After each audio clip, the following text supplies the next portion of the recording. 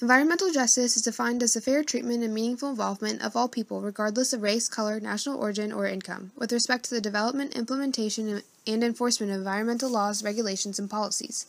The EPA has a goal of serving the people by giving them the power and opinion in what happens in their own communities.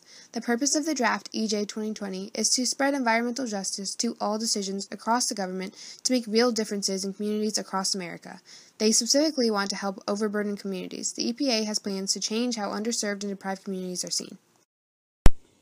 The regulatory basis for environmental justice comes from Executive Order 12898, issued by President Bill Clinton, that requires each federal agency to make achieving environmental justice part of its mission. Federal agencies are granted authority to issue regulations from Congress or the President. These authorities allow agencies to regulate activities within society.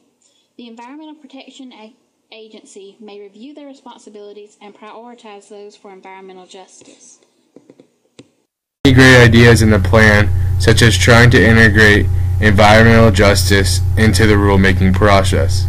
Of course, the main key, though, to getting the strategy to work is public participation.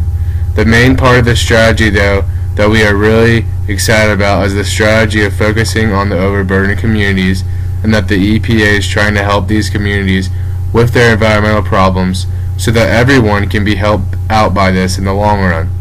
This is great because the EPA is trying to go after and put a stop to the worst environmental communities rather than just trying to avoid them and only helping the minimal ones. We like that the EPA is trying to key in on these places and help them so that they aren't hurting themselves and the environment anymore. We like the new goals set in the EJ 2020 framework. These are deepen environmental justice practice within EPA programs to improve the health and environment of overburdened communities, collaborate with partners to expand our impact within overburdened communities, and demonstrate progress on outcomes that matter to overburdened communities. We also like that the goals that were not accomplished in EJ 2014 rolled over to EJ 2020.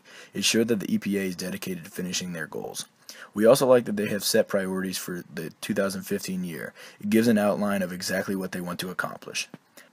However, when describing the goals, we wish that they would have stated how they plan to implement or accomplish them. Without a plan, it is not certain how these goals will become a reality.